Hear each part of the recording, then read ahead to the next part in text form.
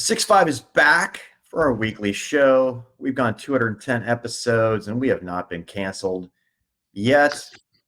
Dan, we have a G-rated program here. Sometimes we throw the F-bomb and we get the explicit part, but Dan, it's great to be back. Sitting in the condo, just chilling. Didn't make it to the office this morning. Must be my day off. What is this, like you're starting late to make up for leaving early? I'm not quite sure. Taking a light day, Pat? Is this the market's closed, Pat's closed kind of thing? Like 9:30 to 4? What are you thinking today? What are you thinking, buddy? Here's what I'm thinking.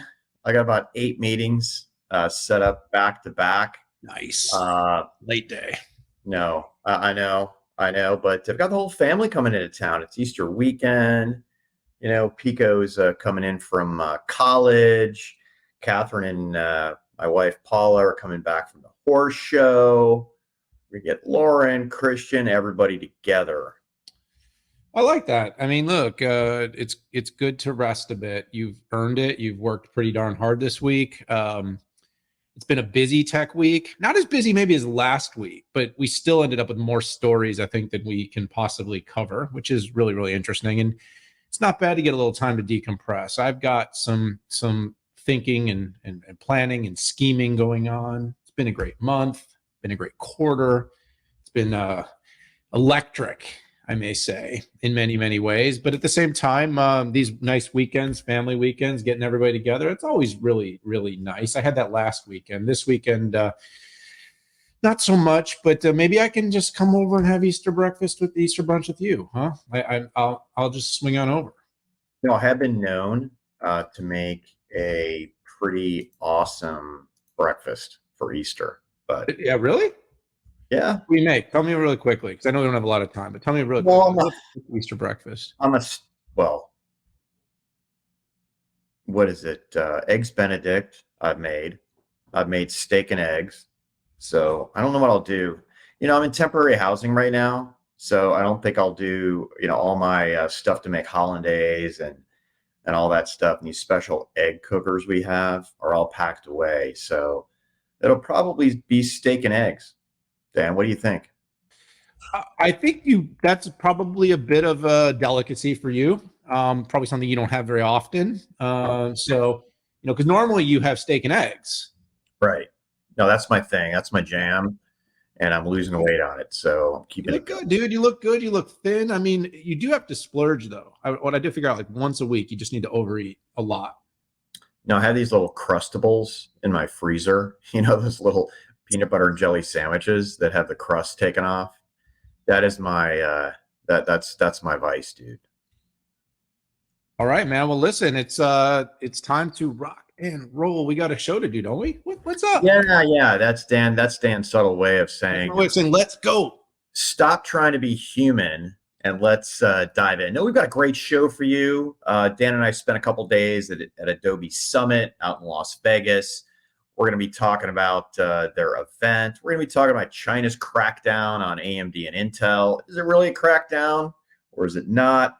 We're going to talk about Intel Gaudi performance. Gaudi 2, does it actually beat NVIDIA's? Wow. Apple's being investigated again and sued again. Consumer class action lawsuits. We're going to talk about a lot of messages that I got on NVIDIA, that NVIDIA is the real monopolist, not Apple. We're going to debate that. Databricks brought out a new model. It looks like it is doing well in the benchmarks, but isn't any good for enterprises. We're going to be talking about that. And then finally, bonus topic, Lattice leveraging the AI PC wave. Wait a second, they do FPGAs. What's going on here? Anyways, let's dive in. Dan, Adobe Summit. We spent a lot of time there. We shot a 6.5 video with CMO Eric Hall. Wait for it. It's coming. Let's go. Listen, Pat, by the way, just on your intro, just remember, no investment advice, people. We're not doing that. Okay. because I want to talk about the investment summit at Adobe, or the investor event, is maybe the right way to explain it. So I call it the money slides. Look, there was a lot that got announced. So broadly speaking, Adobe is building this content supply chain. And this is really interesting because we're entering this generative AI era where, the idea of saying, hey, I want to create a coffee mug that says I am a unbearably cool dad. And I want to figure out a way to shoot this in 2,000 different rooms with 1,000 different color variations. And I want to be able to test it on 500 different websites in 300 different languages in 15 different geographies. And I want to be able to do that in days, hours, minutes, not years, months, weeks. This is what's going on. And so Adobe is really, really interestingly positioned for this because you got like this, what I would call super disaggregated, fractalized marketing technology stack. And we are entering the era where people want to streamline this. You've got a content supply chain. You've got companies that have usually many agencies, many marketing teams trying to do a single thing. And anyone that's ever tried to do marketing, whether it's in our companies, a smaller business, all the way up to a large enterprise, knows it just seems to take too long. Yeah. Okay. And so Adobe is out there to fix this with Generative Content Studio. They had their new Gen Studio, which is really their most prolific end-to-end product and solution. That's what they announced here. Now, they didn't really address video yet, but it sounds like they're going to. They did address a lot about content rights and ownership, which was very interesting. And again, they had so many announcements, but what I wanted to focus on, what I called the money slides. So the money slides were what we had when Shantanu presented to us, their CEO, at the investor event inside of Adobe Summit. And basically, there's three focal points that I leaned into, and you can follow my little tweet stream here. But how the company is going to meet its expectation. It is raising its $205 billion TAM to $293 billion between just now and 2027. First of all, I love the fact that they did a shorter window of time to explain to investors. It's great when people are putting 15 or 10 years into the future for TAM. It's better to me when it's something that's digestible. Most people can't survive the week, the month, let alone thinking 3 years out. 5 and 10 is even worse. So where does their growth come from? First of all, they've got three clouds, very clearly demarcated. This is what I think Gen Studio can help tie together, because I think their creative, their experience clouds really are a left to right function of delivering the marketing experience. Having said that, they also have the document cloud. So people have done things like Sign and PDFs that they're used to. That's another really big part of the business. What they're going to do, though, is A, they're going to drive more revenue from their current customers, which is my favorite thing to do. And two, they're going to expand their offerings. Last year, they had 6.5 billion images generated with their Firefly product. That's their generative AI image generator, which is a super cool product. And then their Gen Studio, which I've talked about a couple of times. The second focal point, though, is that they're going to expand the TAM, which I mentioned, 293 billion. The third is they're going to build an ARR machine. This is really an interesting thing, Pat, that I don't think most people understood about Adobe. But over the last decade plus, this is a company that went from about 25% of its revenue being recurring to 90%, currently. Huge pivot for the company. In 5 years, the company has gone from $10 billion in revenue to $20 billion in revenue. It's growing almost as fast as the Futurum Group, which I really appreciate it. This is a really, really important transformation for the company, because basically they've made themselves more valuable. They've given themselves a more compelling multiple. They've created a stickier product and a consumption model. And now, of course, they are capitalizing on this powerful generative AI movement that is going to create more need for visual content, more need for video content, more need for distribution. And of course, Pat, something you and I believe very strongly in, more need for analytics, data, and measurement. The experience platform with the Gen Studio is really a compelling offering that gives end-to-end capabilities and leans into the fact that Adobe may just have all the technology required to play a role in the B2B space, which many people for a long time have questioned. There's so much more to cover, but I want to share some oxygen, Pat, and I'm going to pass this one back to you. Yeah, so no, that was a great breakdown, Dan. And, I went to the event with a few questions. So first of all, is, AI just a gee whiz feature, or is it truly delivering business value.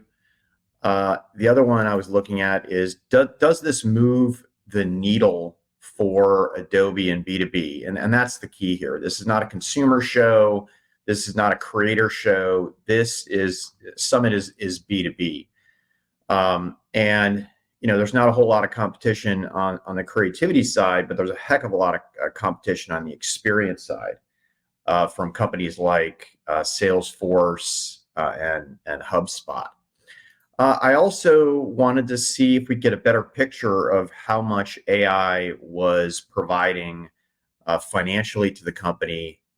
And I got to tell you, I walked away with some pretty clear answers. So first of all, I can't tell you which one of Adobe's largest customers said this, but essentially they said that they cut 50% of this content supply chain. So think about any type of imagery, any type of alt formats that you wanted in, and also emails. And this company said they've already cut 50% of those costs already and are on track to cut 80%. Now, can't give you the exact number, but it's a 9-figure investment here, which is gargantuan. Yes, hundreds and millions of dollars savings already. Let that sink in, folks. That's a huge deal. On the part about can investors really understand it? I do think the company did a good job, but I think they could have done a better job on this. If nothing else, percentage of revenue that's AI last year and what's going to be this year, carving out AI only services. I know that's tough, particularly when you're in Creative Cloud and you are making things like Photoshop better with those tools. But the companies that are getting lift on their stock price are the ones that are able to best articulate that. I'm glad you said that, Pat. Yeah. And by the way, I'll call it. Okay. Let's talk about Experience Cloud versus, let's say, HubSpot and stuff.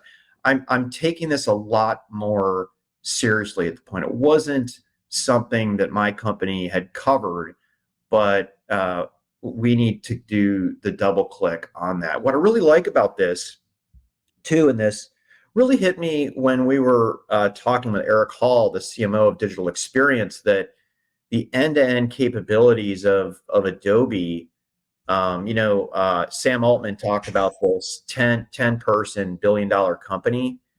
One person, by yes. the way. Oh, one person. He said one person. Okay.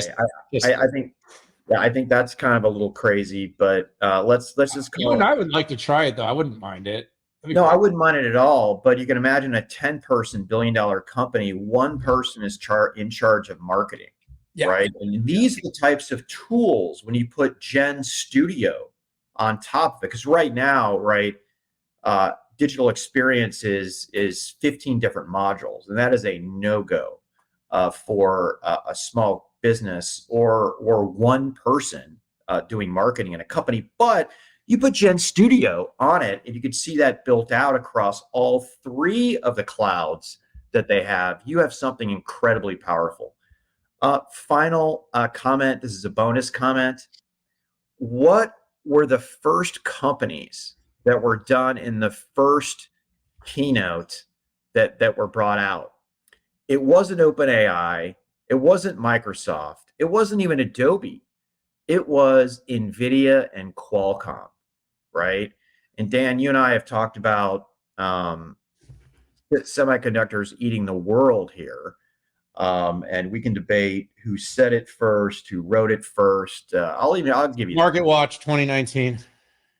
Pat Moorhead 2017. Dan Newman, before he was born, 1979. I was in the womb, baby, when I said it, 1967. So, anyways. I lied about my birth year, by the way. Anyways, just a total sign of the times, right? And it's why we cover semiconductors so much on this show. So, hey, let's move to the next topic. And, oh, surprise, two elements. We're talking chips, and we're talking AMD and Intel and China. So I got on CNBC to break this down. And, it's interesting. I think the news reports, the FT got a little ahead of itself. The headline said government, but the reality is it's defense. Okay. And defense is a large part of government, but it's not talking about universities. It's not talking about critical infrastructure like telco. That's the one thing. And there's a waiver that says you can go for 50%. This is the rough translation, non-compliant chip makers for defense. So, it's like a fraction of a fraction of a fraction. And this is just a long line of kind of tit for tat between the US and China. 10 years ago, we had IBM and Cisco banned from critical infrastructure. The US banned Huawei and ZTE and a bunch of camera-related properties. I think there were 75 Chinese companies on the do not buy list. Then you had Micron that was punished.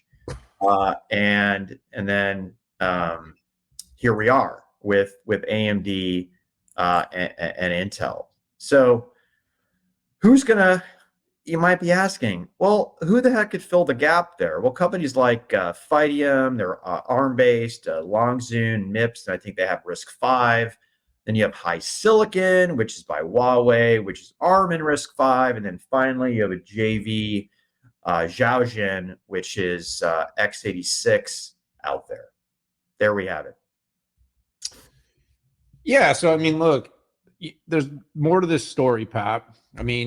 China's not banning everything. It kind of runs across sometimes that way. You see a headline, and we know that the decisions that have been made in the U.S. and in the West to try to create friction and try to create a challenge for China to keep up with global technology leadership. It's a decision I've said many times on the show, made out of three main tenets, right? National security, supply chain resiliency, and global technology leadership. AI is now the most coveted competency in the world. And of course, building advanced silicon and giving access to the most advanced design, and then being able to deliver these fabricated chips to China gives them a chance to catch up. And we know that Xi Jinping and the leadership of the CCCP will spend any amount, Pat, to get access. And they're building and they're seeing success. And, whether it's been marginal successes with the Huawei and the Harmony OS and being able to,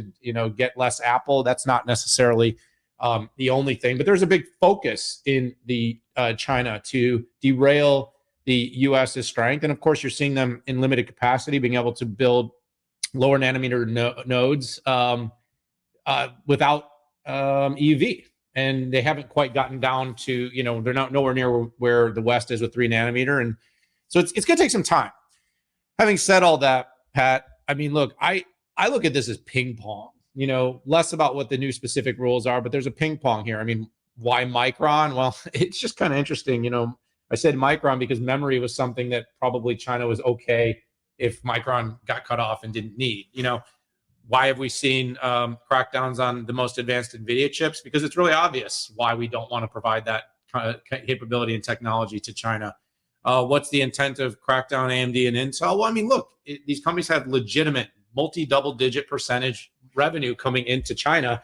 This hurts. It stings. And although it's not every SKU and every part, the impact of the West knowing that China might cut it off, when we have so much supply going in and so much revenue and our company's strength is so dependent on China, it creates consternation. It creates chaos, conflict, and uncertainty, which again is the specialty of China, is trying to keep our markets a little bit unstable whenever possible. But be very clear, this is all a traditional global trade war that is going on. And now we have a new kingmaker in AI, and everybody wants to be the king. So China's finding its own path. It's going to do its best to find its own way. It's going to continue to find ways to create chaos for our companies, the US-based companies. I'm looking at this as just one little microaggression of many more to come. Won't be settled anytime soon, Pat. But hey, at least Intel has Gaudi 2. Gosh, if there's going to be microaggressions, I want to find my safe space now. I'm feeling unsafe, but probably for reasons that are unrelated. Exactly. I love you, bestie. Hey, let's move to the next topic. And guess what? We're talking about chips again. So, well, I said, thank God Intel has Gaudi 2. Did you see how I did that? Did you catch that? I did. I was looking at my dog, but I was paying attention. Which one? Show everybody your dog. Can you pick it up? No, he's going to get all crazy and start pawing me and barking. All right. I mean, is it Bert or Ernie? Bert or Ernie. I love that. Man. All right, man. Listen, I tweeted something out the other night. I think this is probably where this topic came from. And I kind of said something along the lines of, we don't talk about Gaudi enough. Like the last several months, there's been kind of this weird gap that's been created. We talk about NVIDIA, H100, now the B series and the Grace Blackwell. And then we talk about homegrown silicon being provided by the cloud providers. And we've talked, it's NVIDIA, AMD. It's like NVIDIA has it, and AMD's they're looking at them, and that's the competition. And then over here we're looking at, but we do talk a lot about accelerators. You actually had a great tweet this week about ASICs and the need to create standards so that we can scale the development in that particular area, Pat. But one of the things that we haven't talked a lot about is Intel and whether or not I know we like to talk about 2025 and their potential GPU, but Pat, we've talked a lot on the show about how ASICs and even the XPUs can be very competitive in certain cases to NVIDIA. And in this week, Intel put out a newsroom post. This probably isn't like a 20-minute discussion, but it's a few minutes here. And they basically talked about ML Commons putting new results, industry standard ML perf benchmark for inference. And it basically noted that the Gaudi 2 and 5th gen Intel with their AMX, which is, their accelerated extensions, essentially can be a very good alternative to H100s for generative performance as it relates to inference, Pat. And I guess I just was thinking to myself when I'm looking at this is, gosh, why does nobody talk about Intel? Why is Intel being written off? Now, of course, I can give you a quick argument of that because they haven't talked about enough big cloud wins yet. And I think the fact that, we've heard about Gaudi, we're seeing its performance. By the way, this is a really strong performance with their Gaudi 2. And guess what's coming? Where's it? Oh, gosh, Gaudi 3? Gaudi 3.5. No, I'm kidding. That's GPT. Gaudi 3. So the point is, with their almost last generation, how we love to do the generations thing, Pat. We love to talk about, well, gosh, NVIDIA's chip that isn't even shipping yet is kicking AMD's butt. Well, hold on a second. H100s were outperformed by, in many ways by the new AMDs. And now, yes, NVIDIA's answered that with a product that's going to ship in the future, but same thing here. So now we have an Intel product that's coming that's more performant in certain inference cases than the NVIDIA chip. Now, said that, Pat, you and I think, have to be very, very clear because we know a lot of people in the chip space listen to us. This is not a GPU. It does not have flexibility and programmability like a GPU. But in cases where inference in language is super important, this is a really efficient, performant alternative with strong specs, strong metrics. And, they talked about it on Llama, on Stable Diffusion, on Hugging Face text generation. So on a number of different workloads, this particular chip performs. So, the moral of my story is, the world loves to write off Intel. And I'm sure Pat Gelsinger's, loves what he calls the perma bears. I just think, between now, the Gaudi 3, and then 25, when they start to deliver their GPUs, if there really is a 250 and upwards of potentially $400 billion TAM for GPUs over the next 4 years, 5 years is what we're hearing, I think there's a real shot Intel's going to get a piece of that business. And I know I'm a little too positive on Intel. I hear it sometimes from people. But people like to always tell me why they're right, and I like to mark it as this date, 3/29/2024, when I told them I think they're wrong. Wow. You left me a little oxygen. No, let me take a little bit of a difference. So first off, the claim was not that it was better performance with Gaudi 2. It was that it was best price performance. Okay. And, it's 40% more.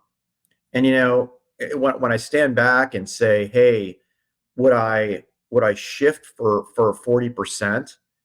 I probably wouldn't if I needed kind of 3 years of different types of models.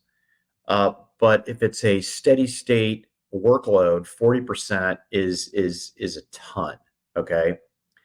The one thing that got a little bit buried in the lead was that Intel Xeon was the only processor tested or SoC tested with, and like you said, AMX extensions. And think of AMX as a little accelerator that sits on the Xeon SoC. And I think that's a major accomplishment in that we didn't see anything from AMD. Now, AMD does not have acceleration capability like AMX. It does, have a massive FPU and then a massive matrix engine that's leveraged by SSE2, but that's very different and less efficient for many workloads compared to AMX. Dan, we have debated on this show that, if only 2 people showed up for a gunfight, was there really a gunfight? And one thing I did appreciate from ML Comments, this is David Cantor, we've all been on, briefing calls together. And he said, submitting to ML Perf is quite challenging and a real accomplishment. Due to the complex nature of ML workloads, each submitter must ensure that both their hardware and software stacks are capable, stable, performant for running these types of ML workloads. And that message was directed at Dell, Fujitsu, NVIDIA, and Qualcomm that submitted data center focused power numbers.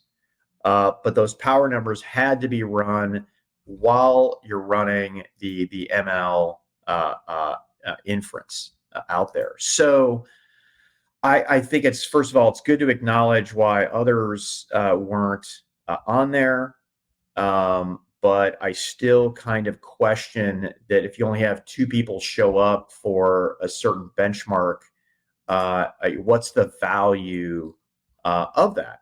So not something, we've already debated that, I think, on these ML Commons benchmarks, but I think it is a reflection of the difficulty of AI in totality. So Dan, let's move to the next topic. Can I say one thing?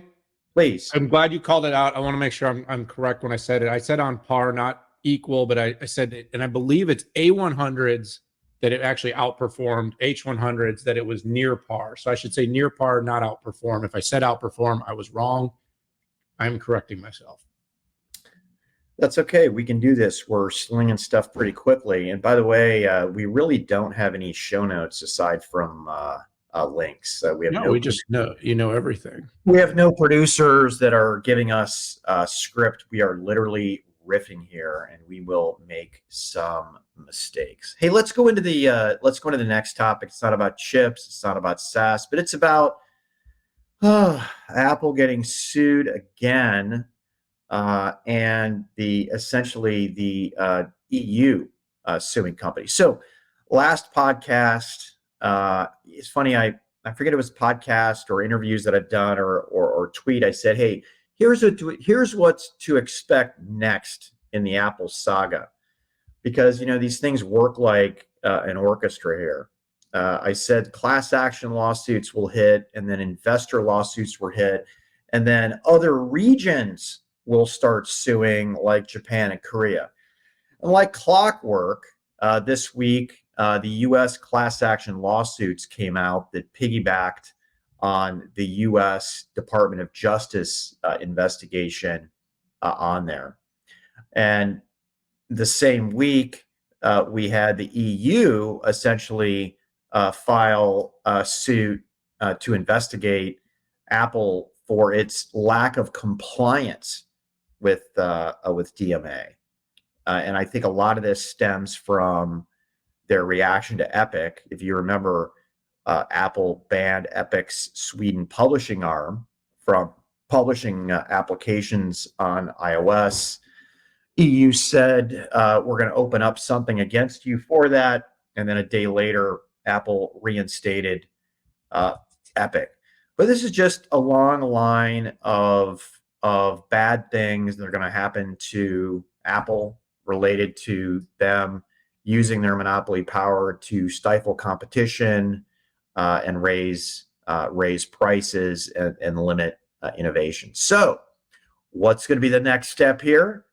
You're going to have Japan, Korea, Australia, who will eventually file suit or invoke their DMA-like policies. TBD on China, right? For China, it's probably going to be a negotiation, but I have to tell you, with Huawei taking market share away from Apple, I could very much imagine China going after Apple, and it becomes more like a nationalistic thing. But that, of course, is balanced against the million people that China has, even doing final assembly for iPhone at Foxconn at South China. So there'll be a lot of back and forth on this. Yeah, there's a lot of push and pull there, Pat. Right? I mean, there is some codependencies that nobody wants to really address. Now, again, we've probably created more dependency on China than China's created on us, but they sure do like their iPhones there, although it appears to be about 33% last quarter that they like them than the quarter before that, which is very, very interesting. Staggering.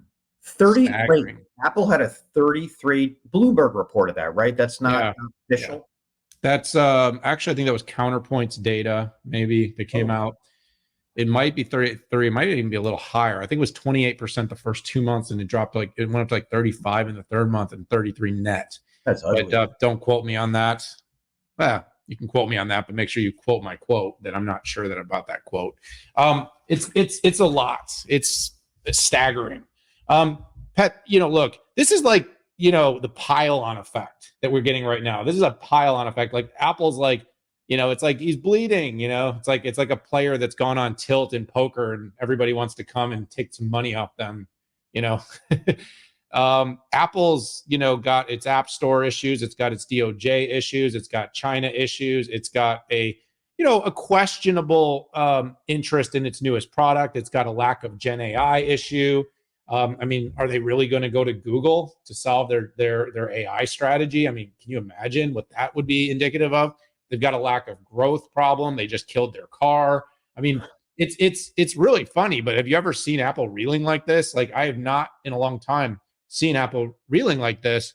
It has been a long time. They have reeled like this, but they have bounced back. Yeah, like back in the first time Jobs got his $100 million loan that saved the company. It's been a while. Even Antennagate was the big one where Steve Jobs notoriously got on stage and said, "You're holding it wrong," right? And then they gave away free bumpers, and anyways, that was it's been imperfect. I think Steve would be rolling over in his grave right now, just even about the product and innovation. I think if you'd have told Steve that, you guys are going to spend a decade to build an XR product and this is what you're going to come up with, it's just this thing that looks, what, I wore that thing. I'm pretty sure I wore something just like it when I was playing laser tag, like 20 years ago,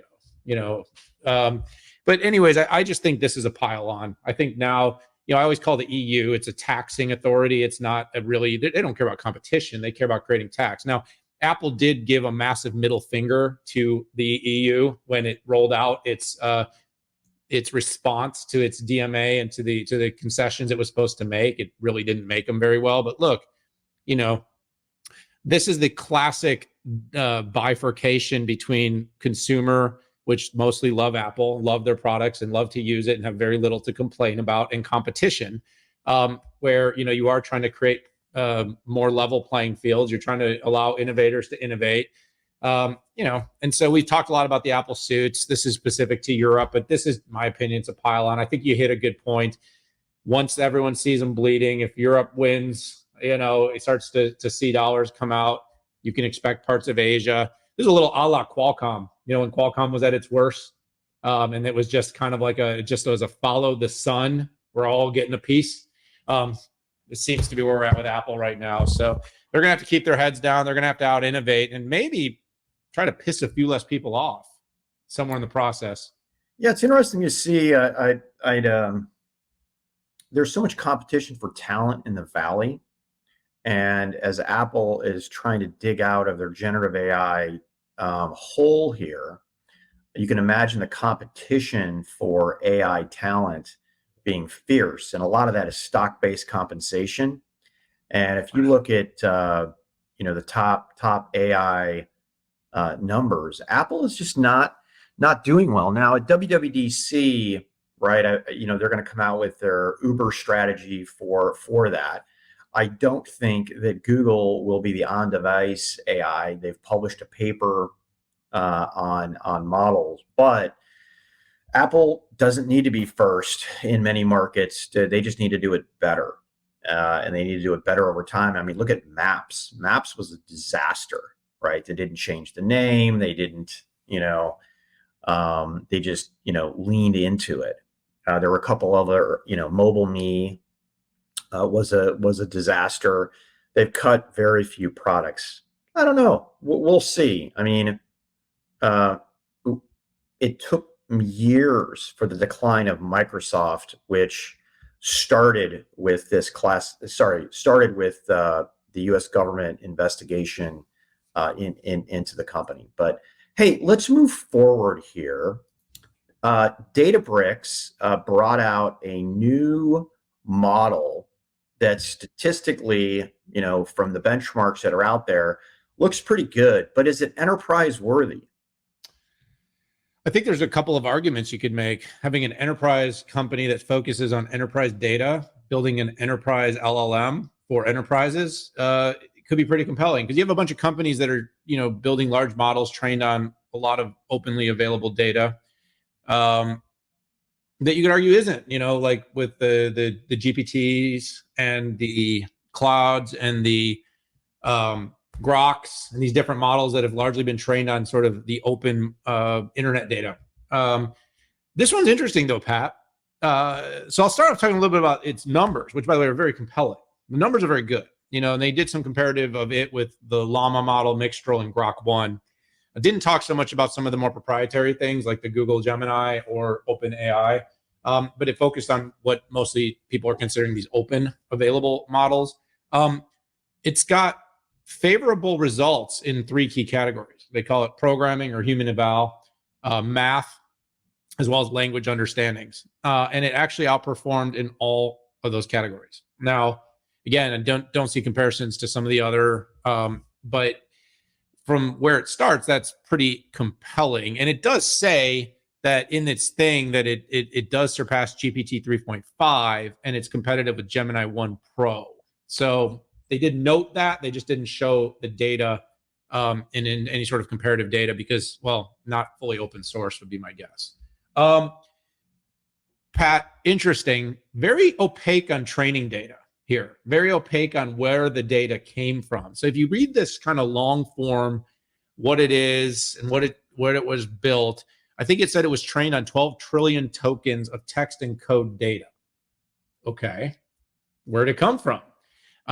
It said it was, I believe it's data that Databricks has access to, Pat, but I do have to ask, like, okay, 12 trillion tokens, carefully curated data, maximum content length, 32,000 tokens. Is this basically being trained out of Databricks enterprise customer data in some anonymized fashion?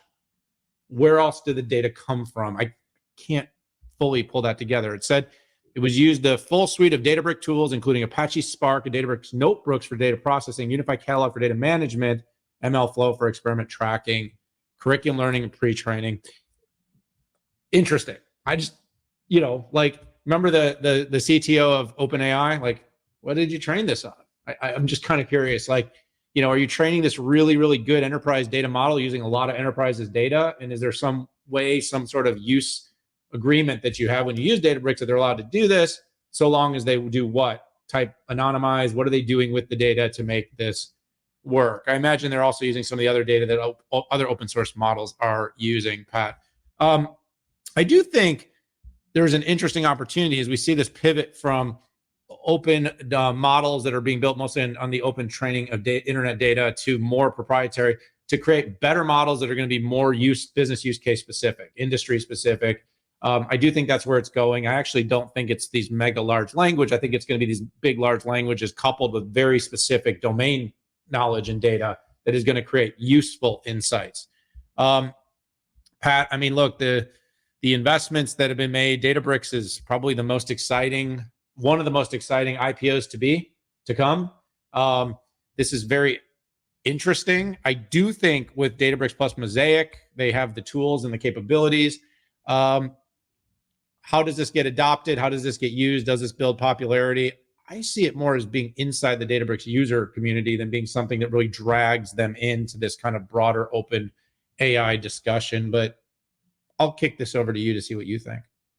Yeah, so I'm going to do a John Fort on the other hand here style and kind of debate this with myself. So the notion of having a data management company and having a model together is compelling.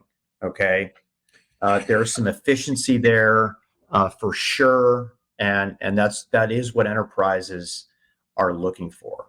But on the other hand, if you don't know where the data comes from, and if you're an enterprise and start using this model, you are likely going to get sued if the underlying training data was not licensed. And you had mentioned the Sora interview with the CTO who didn't know what the training data was, which I find absolutely impossible scenario here. I don't think he didn't know. Is that I probably knew but didn't want to say. And anyways, it was just, gosh, the internet seized on that one. And the other thing is 75% of enterprise data is on-prem, and Databricks is a data management cloud in the cloud company, in the public cloud company. So I guess their TAM is 25% of that enterprise data that's up there. And oh, by the way, where they compete, even with Cloudera, who has extensions to AWS and GCP and Azure, where they also, compete with Snowflake. In fact, I love to combine Snowflake and Databricks, and I've heard them referred to as Snowbricks out there.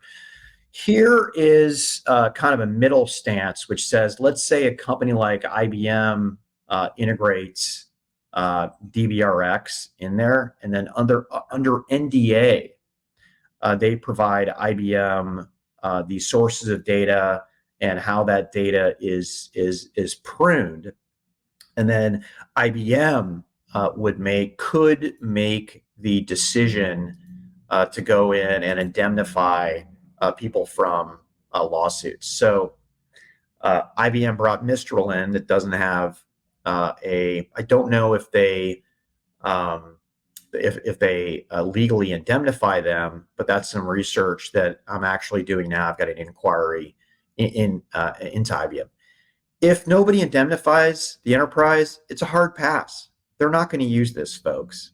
So anyways, let's move into the next topic. I'm going to call my own number, and that is NVIDIA a monopoly? So through everything external that I've said about Apple, I had people say, Pat, first of all, I hate you, but also Apple is not the monopolist. What about NVIDIA? And I had somebody who showed me a matrix that said NVIDIA had 97.7% of the market, AMD had 1.8, and Intel had 0.6. Now, we never got, the poster never got back to me to tell me, what market, what region, what's the duration of time. But here's the point, folks. It's not illegal to have 97.7% market share. What it's illegal to do is use that monopolistic power to squash competition, raise prices, or reduce innovation. And as we talked about on this show, you have to have a well-defined market, right? What is the market that a company would be a monopolist in? And oh, by the way, even if you have 50% globally or 25% globally, if you have 75%, actually 50% is the bar here in the United States, that could be the case. So with NVIDIA does a lot of things, right? They're certainly not the AI. They don't have the AI monopoly because AI goes across smartphones, PCs, and the data center. People could say, oh, they have a monopoly in data center training, which, by the way, statistically is correct. But remember, it's not against the law to have monopoly market share, right? You have to have the durability test too. The one that the Department of Justice used against Apple was essentially said, you have had this monopoly position for a decade, okay? And with NVIDIA, I don't know, has it been a decade?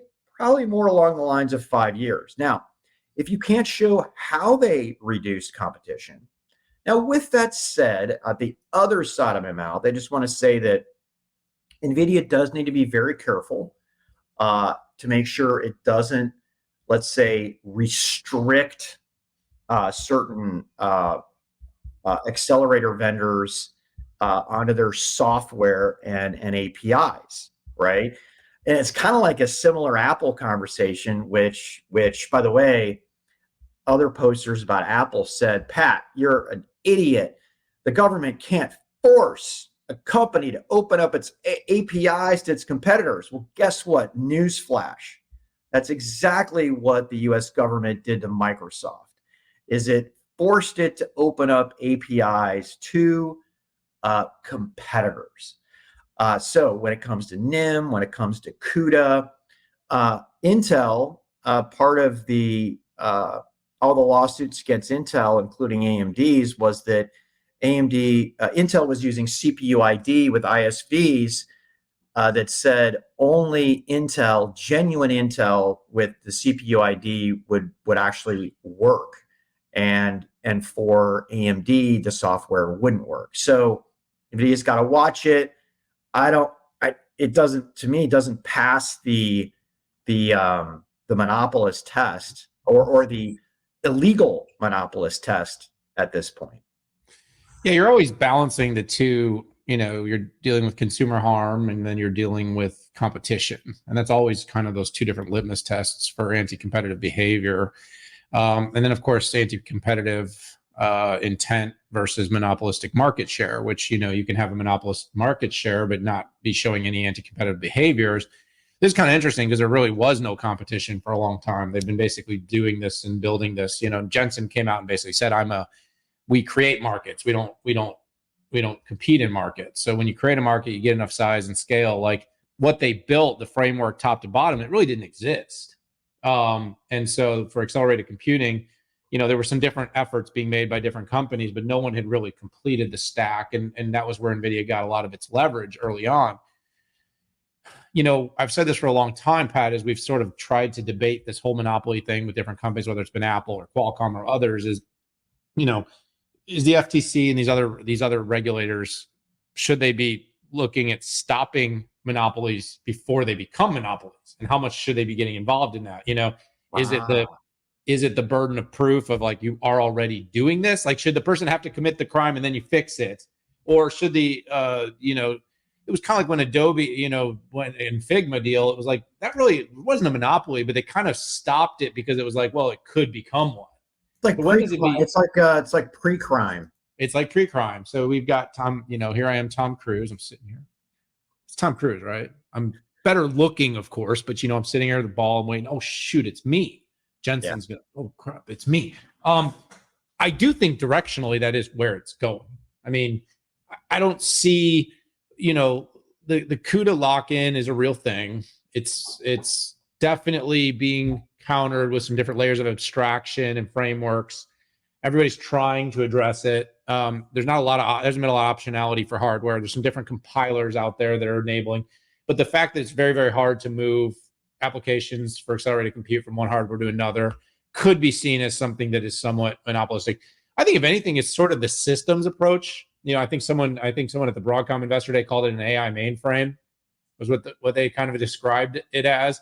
And I think the fact that they're going to the point where it's almost impossible for anyone in the supply chain of NVIDIA to make money besides NVIDIA. And that's going to be an interesting inflection as that continues to proliferate through the market, right?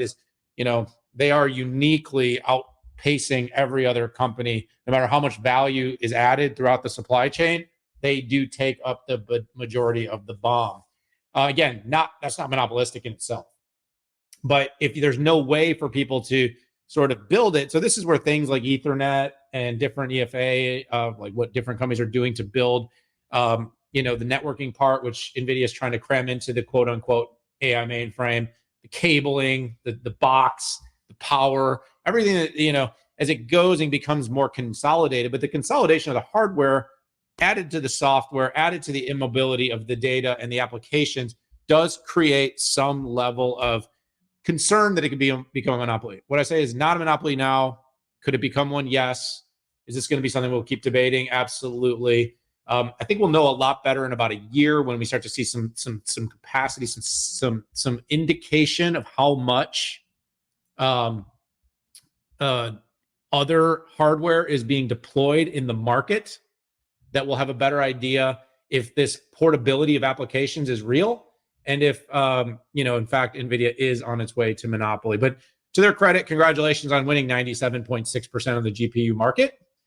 There's a lot of competent companies that have not competently been able to develop competition in a meaningful and immediate fashion. Not easy to do. And that's why they have this kind of power right now. It's good, man. I don't know if it's 97.7 of the GPU market. It's probably 97.7. I think it's 97.6 of the data center. But anyway. Yes. Sorry. Hey, ask your data center GPUs. We're not talking about gaming GPUs right now. Will you get your data practice and start? I have an AI chipset data coming out in end of May. I'm so excited for that. And you know what? Even though I didn't do it, I'm still going to talk about it. Will you? Were you okay with that? Even if it's, well, yeah, of course. Well, it's got to be accurate. I need to. Well, how do you know? I mean, like 100% of marketing data is bullshit. But it's got to be pretty easy, though. It's like anything above 90% for NVIDIA. But hey, let's move to our last topic here. And that is Lattice, low power and mid-range FPGA company. Did they jump into the AI PC? How, right? I mean, last time I checked, it was like 45 tops or something, or 11 that you needed to have to be in this market. Yeah, so I believe it was it Dell, Pat? One of the companies there was a soft sort of announcement, but there's some definite powerful connective tissue with Lattice Sense AI and their low power FPGAs to be able to offer some value in this AI PC space. And this past week, company talked about on a blog, it announced on its page, but it's bolstering AI PC innovation with FPGA edge accelerators. And what are they doing on these edge accelerators? Well, there's a couple of things. I don't know if you've heard about this kind of Sense AI, but one of the big problems with laptops is, an always on, always connected PC means always available for hackers to get data. So security. So one of the things FPGAs can do is have really good understanding of an environment and do things like knowing that I have now stepped away from my machine. I was going to stay away for a while just to make you nervous. And knowing that it needs to turn off the monitor and secure the machine so that someone can't visually hack or gain access to that machine. That's something an FPGA can do. Another thing is, when you're not on the task or using it, it can create screen brightness in real time. And so it knows you're not looking or you're looking at a different screen, so it can turn down the screen, giving more power efficiency. And so, these are just a couple of the examples, but, the idea that an FPGA can also aggregate sensor data from a number of different sensors across a device and create greater efficiency and performance. So what does it come down to, Pat? It comes down to one, having some level of flexibility. ASICs are great, for instance. We talk about those a lot, but there is a benefit to having programmability. And in the era of the AI PC, there's lots of these sort of security, connectivity, experiential AI that could benefit from Lattice's technology, Pat. And so Lattice has won some designs, and they seem to be setting themselves up well for this FPGA renaissance that's going to come along with this high volume. What did you call it, Pat? A super trend? What did you call it? Mega trend? Megatrend, you know what I called it? Hype cycle, mega cycle, super cycle. That was the word I was looking for. A super cycle of AI PCs that are coming. And with Lattice, it seems to be a great opportunity. Now, this is a company that sells to Dell, sells to Lenovo, works with LG, I believe Google. So a number of different device makers already partner. I'm not saying they're all going to be using this straight away, but it seems to me that Lattice is finding a strong way to get the FPGA tied into the AI PC experience. And by the way, bonus topic, 7.5 is back. I know. So I'll call it situational awareness, which is the shoulder surfing. And it's not just are you there or not, because you could put a cheap sensor to do that. The question is there a human being behind which can turn on certain functions for security, can take you to the login screen. It can initiate some novel screen technologies that only allow you to see the content and anybody from the sides cannot. It also can invoke energy saving techniques, which says, you walk away, you go to the bathroom, your screen dims. And there's a lot of ways you can do that. You can do that with an ASIC, you can do that with an FPGA, you can do that with a microcontroller. And FPGA is a nice balance because it's programmable if you change your mind. And of course, it's also time to market. And then you put the software stack on there, the lower level, and then Mirametrix, you have a turnkey solution. And you rattled off the list of vendors that are currently supported. It's funny, Dell, Google, Lenovo, and LG. We're like, well, wait a second. Google does PC. No, they do Chromebooks. You're pretty much running a table with the exception of HP. And Apple does their own thing, and they would probably never buy something like this. They'd probably do it themselves. But yeah, kind of went under the radar during CES. But Lenovo Latitudes and detachable AI PCs. So I'm going to call this here. Lattice is in the AI PC game, and while processor manufacturers are struggling a little bit as the market has dipped, because 3 years ago during the P, I'm not going to say it because I don't want to be filtered, that demand went down. But I think I called it on stage at CES. The super cycle is going to begin. It's going to start in the middle of this year. And then for the next 2 years, it's gradually going to get larger to where you could have 75 to 80% of all notebooks, AI PCs, and half of desktops. So PC market is going to cook in the future for sure. And let's add in the Windows 10 support that goes away very soon. And those enterprises are going to have to move to Windows 11. And very rarely do they just do an OS upgrade. They do a complete system purchase. So Dan, we made it on the 7.5. It's been a great show. It's interesting. Our viewership is down considerably on Twitter right now. I was popping off a couple emails when you and I were on here, when you were talking and I was not paying attention. And I got out of office for almost everybody. And now it makes sense why I'm expecting to have a bunch of people cancel meetings. Yeah, I mean, it's kind of a long weekend. I don't know what else to really suggest there, Pat, but it seems that this is a Friday to Monday off kind of thing. My kids are off school. Today they are? They're off school today. Oh, wow. And we have a lot of people that are going to take Monday off. And yeah, I mean, look, we know it's not because of the quality. I mean, the show's amazing, right? I mean, just ask all our friends out there. I'm kidding, but we do appreciate everybody being out there. But yeah, I think last week we had like 2,000, close to 2,000 and like 400 or 500 concurrents. And this week it was like 10% of that. So yeah, and by the way, anybody who is questioning the screenshot versus what I put on Twitter, that's an aggregation of X, YouTube, and Facebook concurrently. That obviously, if you're on X and you see the screenshot, that's why there's a discrepancy there. So, anyways, we love y'all. Thank you so much for joining us. This is not a fake background. The fog has actually burned off. I also realized that I'm also getting a little bit darker, even though I've got this light bar right in front of my face. But thanks for tuning in. Appreciate you, and give your family a big hug this weekend. Love you, bestie. Take care. see y'all.